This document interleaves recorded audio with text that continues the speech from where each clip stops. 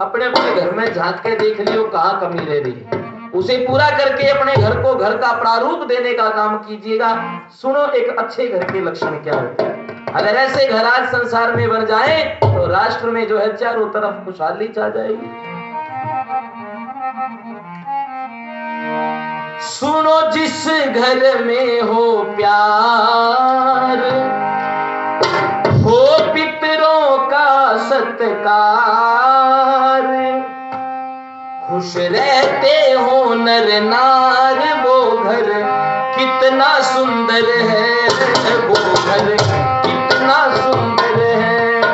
वो जिस घर में हो प्यार, हो पितरों का सत्कार, खुश रहते हो नर नार, वो घर कितना सुंदर है, वो घर कितना सुंदर है।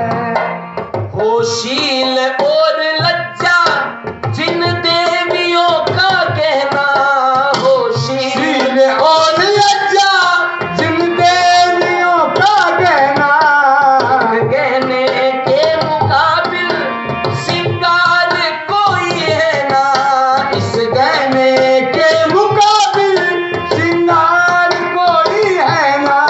क्या काजल क्या पायल, क्या काजल क्या पायल, फीके है मोतिहार। जिस घर में हो प्यार, वो पितरों का सत्कार, खुश रहते हो नर नार, वो घर कितना सुंदर है, वो घर कितना सुंदर है। जिस घर में यज्ञ पांचों करते हो सारे मिलके, जिस घर में यज्ञ पांचों करते हो सारे मिलके, एक दूसरे से रहते हो फूलों की भांति खिलके, एक दूसरे से रहते हो फूलों की भांति खिलके। चित हर से प्रेम बरसे, चित हर से प्रेम बरसे, बहती हो सुख की धार। जिस घर में हो प्यार, वो पितरों का सत्कार, खुश रहते हो नर नार, वो घर कितना सुंदर है, वो घर कितना सुंदर है। सबसे पहले अच्छे घर की निशानी बताई कि जिस घर में प्यार है वो घर घर है, जहाँ पितरों का सत्कार है वो घर घर है।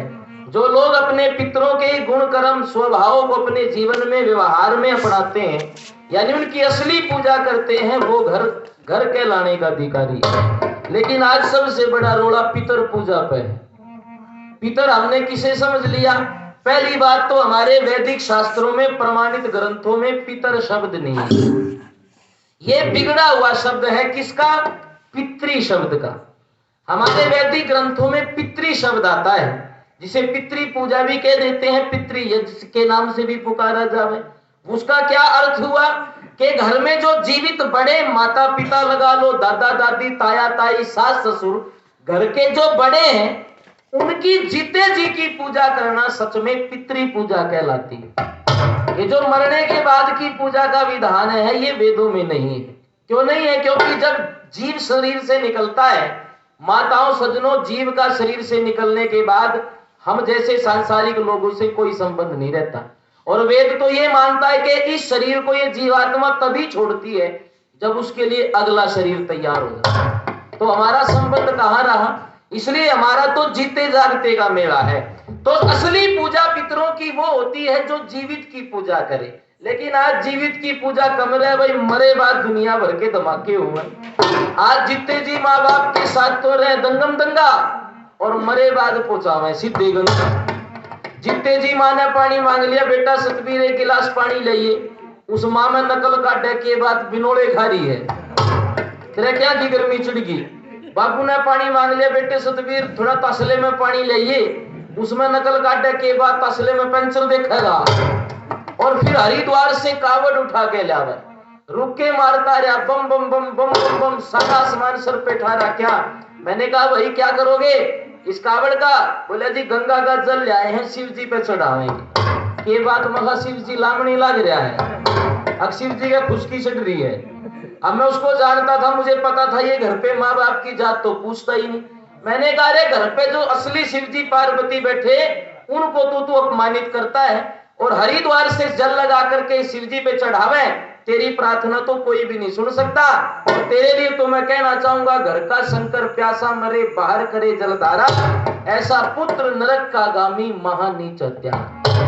जो असली को छोड़ करके नकली की पूजा करता है, कहते अपने जीवन को नरक में धकेल देता है। देखो दुनिया में दो चीजें हैं, एक होता है स्वर्ग और एक हुआ नरक। अच्छा मैं आपसे पूछना चाहता हूं, आप स्वर्ग में जाना चाहते हो या नरक में जाना चाहते हो? क्यों जी खेड़ी वालों? नरक में कौन जाना चाहेगा? माता जी कह रही सारे स्वर्ग में टिकट कटवाना चाहे।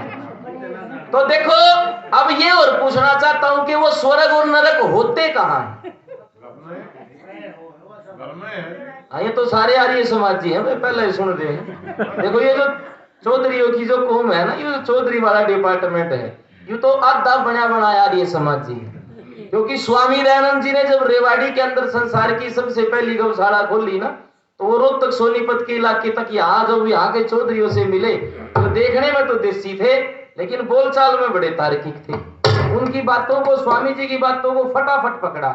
ना तो इसने कोई पाखंडी बहका सकता है, ना इसको कोई सेला अपने बहकावे में दे सके। तो जब ये इनकी आदतें स्वामी दयानंद ने देखी तो सत्यार्थ प्रकाश उन्होंने एक पुस्तक लिखी। उसमें वो इनके लिए शब्द लिखे गए, किसी और के लिए नहीं लिखा। थानेदार साहब उन्होंने ये लिखा कि जिस देश में जाट जी जैसे समझदार जागरूक लोग हो ना, वहां कोई पाखंडी नहीं बहका सकता। तो भाई बहका भी नहीं सकता। वो एक चौधरी बड़ा परेशान हो रहा था, उसने खेत में समर्सिबल का बोर कराना था, लेकिन जहां भी मशीन लगावे नीचे जब पत्थर वगैरह निकले वो जो है सफल नहीं हो रहा था बोर। बीच में रुक जावे, बात दो जगह बदली, माथे पर हाथ धरे बैठा। कुदरती एक पाखंडी जो है पंडित जी का निकलना हो गया, जो पाखंड करता था। देखो सब तरह के लोग अच्छे भी हैं माड़े भी हैं। अब उसका यही उद्देश्य होता था कि किस न ठगूं, किस पे माल खियाऊं। कुदरती चौधरी का निधान पड़ा, वह चौधरी माथे पर हाथ धरे क्यों बैठा। बोला के कहूं दादा, दो तीन जगह यह मशीन बदल के देख ली पर यू बोरी सफल नहीं हो रहा, पत्थर रोड़े आ जावे। इसने सोचा हाँ मुर्गा थे अगर इस पर आज पैसे है। बोला भाई मैं बता सकूं चौधरी साहब, पर थोड़ी दक्षिणा लगेगी। बोली दक्षिणा तो, बोला दक्षिणा तो जितनी कहेगा उतनी दूंगा दादा, पर न्यू बता दे क्यों कर बनेगी बात। बोले तने जगह गलत चुन रखी, इस कोने पे नहीं, तू परले कोने पे अगर समर्सिबल का बोर करावेगा तो तेरा बोर भी सफल होगा, पानी भी कति मीठा पावेगा। बोले बड़े बात कमाल की दादा, तू तो आगे की जाना है, तू तो धरती के तले की भी जाना है। बोले मैं तो आकाश पाताल सारी जानू। बोले फिर जब तू आ तो रहा है दान दक्षिणा तो धरा धरिए तनुड़े दूंगा, और रोटी का टाइम हो रहा, चल तेरी पेट पूजा भी करा दूं, चल तना तेरा प्रिय भोजन खुआऊंगा खीर। बोले भाई चाल। अब ले गया उसने घरा, चौधरन को कह दिया कि तावड़ी से खीर बना दे सुथरी सी, और इस दादा के परोसनी है। लेकिन एक काम कर दिए, क्या, जब वो खीर थाली में डाल तो एक काम करिए, खीर थाली में डालकर ऊपर मीठा ना डालिए, जो बुरा शक्कर होगा ना वो ऊपर डालते हैं, ऊपर ना डालिए, पहला नीचे बुरा डालिए फिर खीर डालिए। चौधरन समझदार थी, जुगर समझाया नीचे बुरा ऊपर खीर की तय लगा के और दादा के परोस दी। जैसे ही उसने ताती ताती खीर का चम्मच भरा, अब इतनी देर में कौन सा हुआ, पिघल गई थी, मिट्टी थोड़ा हो गई थी, वो फिक्की खीर उसके मुंह में गई। हंस के नहीं बोला चौधरी साहब बड़ा मजाक किए है, इतनी दूर तक मैंने भोजन के नाम का न्योत कर लाया, इस खीर में थोड़ा मीठा तो मिला लिया होता। चौधरी ने बोला चौधरन वो कूण में लठ दे रहना एक बैठा ले लिए। अब लठ में आगे ने बोला चौधरी साहब इस लठ का क्या करेगा। बोला जब तने इस खीर के मेरे इस खीर के तले का बुरा नहीं दिखा, मेरे खेत में तने 300-400 फुट का मीठा पानी क्यों कर दी क्या, गोड्डे धो रहा तो तना सीधा बनाऊंगा आज।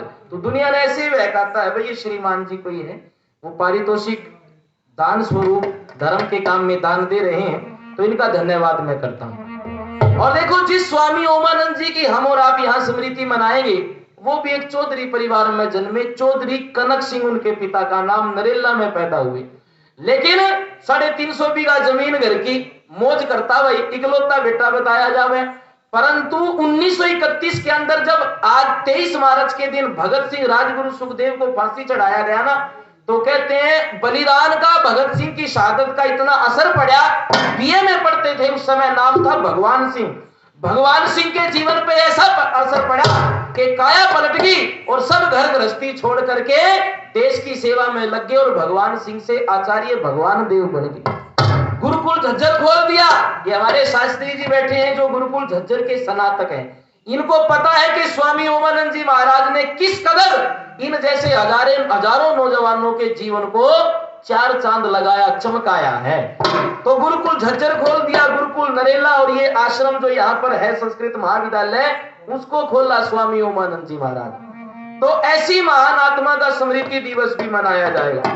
तो मैं चर्चा कर रहा था कि सब चाहते हैं कि हम स्वर्ग में जाएं, नरक में कोई ना जाए। लेकिन कई बार मैं पूछ लूं, आपने तो कह दिया कि घर में हुआ जी, कई आदमी तो न्यू कहे, जब पूछ जाना स्वर्ग कित है तो न्यू कहेंगे जी न्यून है ऊपर। कब मिलेगा? मरने के बाद मिलता है। हमने कहा ऊपर स्वर्ग नहीं है, स्वर्ग तो नीचे है। कहाँ है स्वर्ग? घर में है स्वर्ग, गांव की गली में है स्वर्ग, गली मोहल्लों में है स्वर्ग, हमारे जीवन में है स्वर्ग।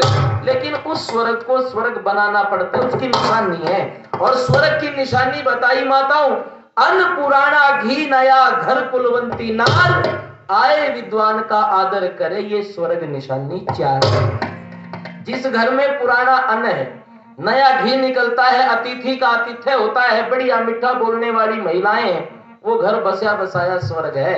और जहां इसके उल्टे काम हुए, रूखा भोजन कर्जा सिर, घर कुलक्ष्मी नार, आए गए का अपमान करे, ये नरक निशानी चार। जहां इसके विपरीत काम होते हैं वहां नरक है। लेकिन आज ज्यादातर हमें उल्टे काम वाले लोग ज्यादा मिले।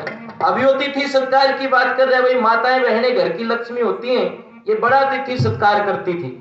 घर बनवाते तो घर के बारणे पे लिखा मिलता अतिथि देवो भव, जिसका मतलब था जी हम अतिथि को क्या समझते हैं? भगवान समझे, देवता समझे। फिर वो लिखवाना छोड़ दिया, फिर लिखने लग गए नमस्ते जी। थोड़ा और जमाना बदला, फिर लिखने लग गए वेलकम, जय जय राम, सीता राम, अपने अपने गुरुओं के नाम लिखने लगे। आज तो जमाना इतना मॉडर्न हो गया, शहर में उड्डा में प्लाट लेके कोठी गाड़ ली, ना लिखते अतिथि देवो भव, ना जय जय राम, सीता राम, नमस्ते वेलकम, कुछ नहीं लिखा मिलता। कोठी के बाहर बोर्ड ला रखा जिस पर न्यू लिखा मिला है कुत्तों से सावधान। जो गौ पाया करते हुए कुत्ते पालने लग गए। एक दिन एक बाबूजी देखा, दो कान वाली कुत्ती की रस्सी पकड़िया जावे, शहर की बात है। चलो रुखाड़ी के लिए तो अलग बात है, लेकिन आज तो प्रोफेशन हो गया है।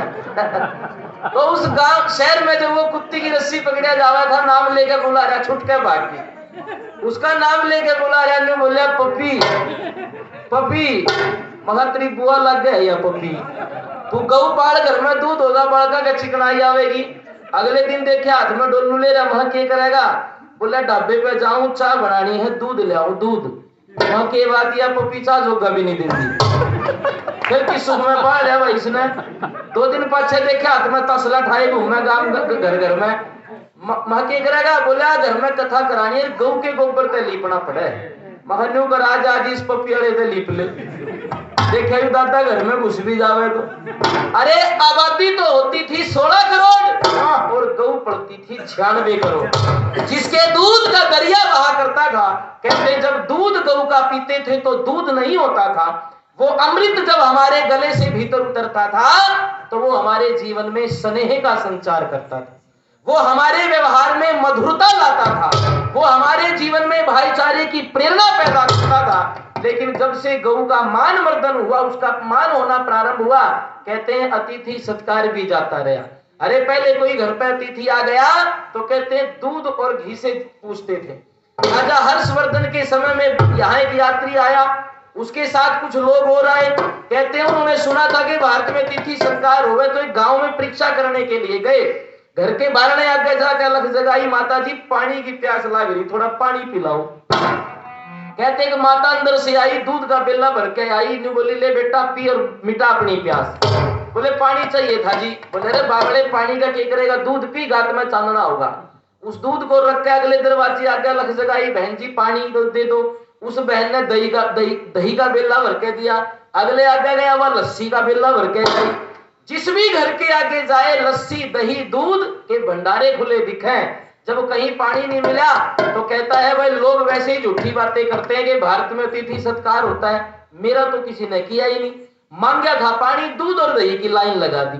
तो कहते हैं जो सबसे पहले औरत आई थी वो मिली और सिर पुचकार के कहती है, बेटा तने हमारे देश के बारे में ठीक सुना था, अतिथि सत्कार होगा यहाँ, तेरा भी हुआ लाडले, लेकिन यहाँ अतिथि सत्कार होता है दूध से, दही से, घी से, मक्खन से। और जितने पानी पी के प्यास मिटानी थी तो राम में बतेरी प्याऊ लाग रही थी, उड़े पी लेता तू पानी। इतना गौरवशाली देश, वो सब परंपराएं लुप्त होती चली गई। आज तो अतिथि सत्कार नाम का रह गया। कहीं पे हमारे जी ने बन गया, एक गांव में गई भजन गान, तो गाड़ के बीचों बीच जब गए, एक चौपाल के दोहरे जाके गाड़ी रोकी, एक चौधरी ने बोला जी आर्य समाज जी होंगे? मैं बोला हाँ। बोला जी मैं तो कई दिन महीना तक बाट देख रहा था, कोई विद्वान आवे उसकी रोटी पानी सेवा करके पुण्य कमाऊं। मैंने कहा भाई आज कमा लो। बोले या मेरी बैठक है करो, ये सामान उतारो उसमें धरो और आपने भोजन पानी की से सेवा करूंगा। अब हमने उतार कर सामान उसकी बैठक में रख लिया, चारपाई पे बैठ गए। अब वो अपनी घरवाली को आवाज लगाने लगा। घर के और बैठक के बीच में छोटी सी दीवार थी ओटड़ा सा, उस पर क्या जाके ने बोला भगवान ये 3-4 पंडित जी आ रहे हैं, रोटी बना दे। वह भगवान बेरानी कित की फूकी बैठी थी, बोली सारे ना चूल्हे में ला दे। अब आज आ रहा तिथि सत्कार यू रह गया। मेरे भी कानों में आवाज गई, मैं उठा बोला मैं चुपका सा या ढोलक बांध ले और कितने और बार नहीं खावेंगे। बोला बेटा ठाडी भूख लग रही थी, मखाड़ा कित की प्लेट नहीं खावेगा ना, तो लाकड़िया का टोटा हो रहा, चूल्हे में ठोकेंगे। उठ के चलने लग गया। आलिया चौधरी बोला जी कहाँ जाओ? मखा जी चल रहे तो। बोला नू थोड़ा ही जान दूं, मखोर पिटवा के भेज जाएगा। तो आज ये अतिथि सत्कार रह गया। लेकिन मैं कह रहा था कि स्वर्ग चाहते हो दुनिया के लोगों तो पितर पूजा का प्रारूप बदलो। सच्चे पितर वो होते हैं जो घर में जीवित हैं, जो खाना जानते हैं। अच्छा एक बात मेरे को आप बताओ, ये बात मैं सिर्फ तार्किक रूप से कह रहा हूं, मैं किसी की काट और निंदा नहीं कर रहा हूं। आपको अच्छी लगे तो बुद्धि ग्रहण करे तो मान लीजिएगा। हम साल में 15 दिन एक सिलसिला चलाते हैं जिसको श्राद्ध कहा जाता है। उसमें सोचते हैं, कहते हैं कि जो हमारे गुजर गए उनको खिलाते हैं जी, जो मर गए पता नहीं, हमें नहीं पता वो कहां, लेकिन उन तक हमारा भोजन पहुंचाते हैं। मैं आपसे एक बात पूछ रहा हूं, राजवीर जी के घर में भी खीर बन रही थी, अब तो मैंने बैठ के मेज पे खाई। मान लो मैं अनिल जी के घर में बैठा था और इनका मन हुआ भाई वो पंडित जी तो एक जना वहां बैठे उस तक खीर पहुंचा दूं, उसने उन्हें बुला के क्यों दिक्कत दे मैं, या खीर उन्हें नहीं पहुंचा देंगे? क्या राजवीर जी के घर से और अनिल के घर में बिना ले जाए मेरे मुंह के अंदर खीर चली जाएगी जी? चली जाएगी। या तो मुझे यहाँ आना पड़ेगा या आपको वहां जाना पड़ेगा, बीच की जो दूरी है जो है वो स्थान और समय की उसको मिटाना पड़ेगा। तो जब इतनी नजदीक मेरे पास कोई पदार्थ आप नहीं पहुंचा सकते, तो जो समय जिनका चला गया, जो भूतकाल में है और जिन्होंने आगे भी कहीं जाकर जन्म ले लिया, हमें समझ नहीं आता उनके पास कैसे पहुंच जाता है। इसका मतलब भ्रम ये है कि हम उन्हें खिला रहे हैं जो नहीं खाते। खिलाना उनको चाहिए जो खाते हैं। खाने वाले कौन है? जो हमारे घर में विराजमान है। तो पितरों की पूजा हो, आपस में प्रेम हो, घर में मधुर बोलने वाली महिलाएं हो, कहते हैं उस घर के लोगों को कहीं गंगा नहाने की जरूरत नहीं है, उस घर के लोगों को कोई तीर्थ करने की जरूरत नहीं है। वहां तीर्थ अपने आप शुरू हो जाते हैं। और जहां एक काम और होता है, समझ लो वहां तो बल्ले बल्ले। वो कौन सा काम है? जिस घर में आप छल से आती ना हो कमाई, जिस घर में बाप छल से आती ना हो कमाई, विष के समान समझे जो संपदा पराई, विष के समान समझे जो संपदा पराई। श्रेष्ठ तन हो स्वस्थ मन हो, श्रेष्ठ तन हो स्वस्थ मन हो, आए ना कोई विकार। जिस घर में होगा वो पितरों का सत्कार, सहरे हो नर नार वो घर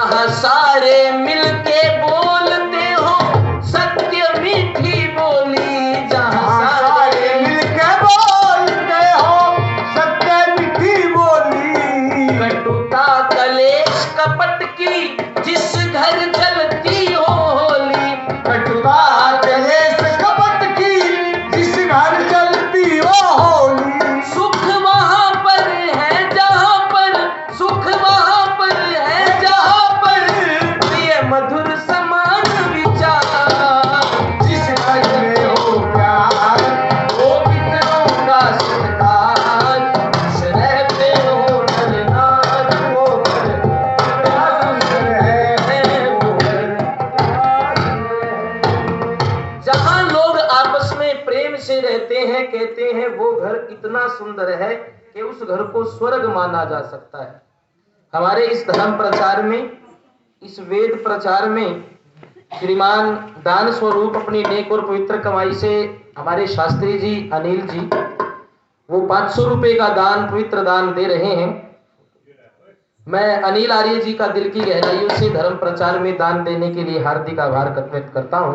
देखो, दान सबसे बड़ा पुण्य आदमी के खाते में पहुंचाता है, क्योंकि जब हम धन कमाते हैं तो हमें जानकारी भी होनी चाहिए कि धन की 3 गति होती है, जिसमें सबसे पहली दान ही होती है। कहा भी जाता है तू 100 हाथों से कमाता है तो 1000 हाथों से दान कर, जितना देगा परमात्मा उसका कई गुना दे देता है। इसलिए लोकल भाषा में भी कहा जाता है कि 10वां दशांश व्यक्ति को निकाल लेना चाहिए। तो माताओं सज्जनों, उसी दान की परंपरा को जिंदा कर रहे हैं शास्त्री जी, बहुत बहुत धन्यवाद करता हूं। मैं चर्चा कर रहा था कि प्रेम और स्नेह से इस देश में लोग रहते थे और आपस में कोई झगड़ा नहीं था। एक लॉर्ड मैकाले नाम का अंग्रेज हमारे देश में आया और देश में घूम करके जब अपने वापिस देश पहुंचा तो कहते हैं उसने अपने देश में जाकर इस देश के गौरवगान को बयान किया। इसको बंद कर देंगे हमारे ऐसी बात।